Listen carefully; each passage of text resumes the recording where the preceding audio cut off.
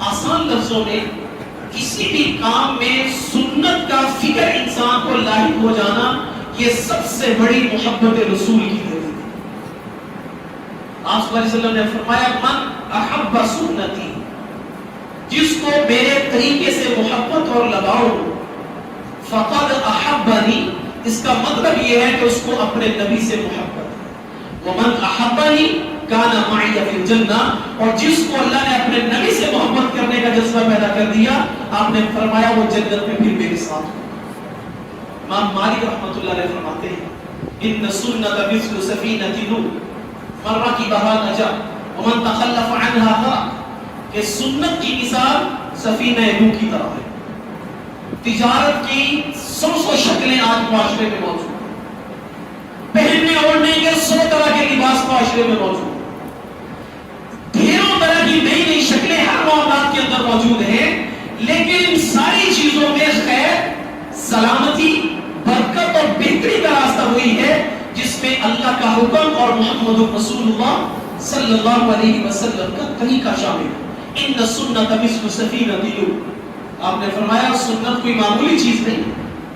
جس طرح طوفان نوح کے اندر پورے روئے زمین کے اوپر پانی ہی پانی تھا اور صرف امن کا پیغام سفینہ نوح تھا، جو اس کے اندر سوار تھے وہی راحت اور سکون اور امن میں تھے، اس کے علاوہ پوری انسانیت اپنی اپنی جگہ پر پریشان تھی۔ اسی طرح ہر دور کے اندر سنت کا راستہ یہ امن کا راستہ ہے۔ مرہ کی بہا نجا، جو سنت سفینہ میں شامل ہو گیا یہ کامیاب ہو گیا، اور جو اس سے پیچھے رہ گیا فقط بھر کا پھر وہ ہلاکت میں چلا جائے۔ سنت ہے کیا؟ طریقہ آپ صلی اللہ علیہ وسلم کا ہر وقت میں ایک آدمی کی شادی ہونے لگی، اس کو شادی کے معاملات مسنون طریقے سے سیکھنا۔ ایک آدمی ملازمت کرنے لگا ہے تو ملازمت کے کیا کیا شریعت نے احکام بتلائے ہیں وہ کرنا۔ ایک آدمی ملازم رکھنے لگا ہے تو اس کو ماتحتوں کے ساتھ رکھنے اور ان کے ساتھ سلوک کرنے کا ایک آدمی آیا، رسول اللہ اپنے ماتحت کو کتنی مرتبہ معاف کریں؟ آپ نے فرمایا جتنی مرتبہ اس کی کر یہاں سے گن کے بتا دیں۔ آپ نے فرمایا دن میں 70 مرتبہ اپنے ماتحتوں کو معاف کریں۔ 70 تو غلطیاں نہیں ہوتی ہوگی میرے خیال میں، لیکن ماتحتوں کو ایسے رکھنا ہے، ماتحتوں کے ساتھ یہ سلوک کرنا ہے۔ تو سنت کہتے ہیں کہ ہر آدمی کو جو حالت پیش آ رہی ہے اس کام کے کرنے کے لیے آپ علیہ الصلوۃ والسلام کا مبارک طریقہ کیا تھا۔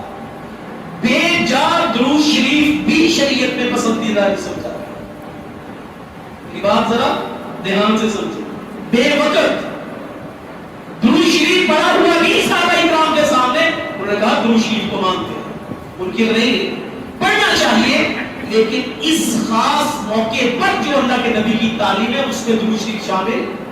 کتاب العطاس، چھینک آنے کا بیان، مشکاۃ شریف کے اندر یہ روایت، عبداللہ بن عمر رضی اللہ تعالیٰ صحابہ اکرام میں بیٹھے ہوئے، چھینک جب آئے الحمدللہ یا الحمدللہ رب العالمین الحمدللہ علی کل حال ما کان، یہ الفاظ حدیث طیبہ میں ہے۔ پھر جو کہنے والے کی الحمدللہ سن لے یہ یرحمک اللہ ہے، پھر چھینکنے والا یہدیکم اللہ ویصلح بالکم بھی ہے۔ بہرحال صحابہ اکرام موجود، ایک صحابی کو چھینک آئی، اس نے کہا الحمدللہ والسلام علی رسول اللہ، کیا فرمایا؟ الحمدللہ والسلام علی رسول اللہ۔ عبداللہ بن عمر کو اللہ تعالیٰ نے یہ مقام عطا فرمایا کہ صحابہ اکرام میں بھی آپ متبع سنت مشہور ہیں، سارے صحابہ اکرام سنت کے گرویدہ ہے، عمل کرنے کے لیے حریص ہیں، لیکن آپ یہ خاص آپ نے فرمایا السلام علی رسول اللہ، میرے نبی پر درود و سلام ہے، مانتا ہوں صحیح ہے، لیکن اس موقع پر ہاکذا ما علمنا رسول اللہ صلی اللہ علیہ وسلم، اس موقع پر اللہ کے نبی نے صرف الحمدللہ کہا ہے، والسلام علی رسول اللہ نے کہا۔ یہ ہے اسوہ حسنہ کی سب سے بہترین تشریح، سب سے بہترین طریقہ کہ اس موقع کی تعلیم اللہ کے نبی نے کیا ارشاد فرمائی۔ آج میرے اور آپ کے ماحول کے اندر دعوے کے لیے دلیل کی ضرورت تو پڑے۔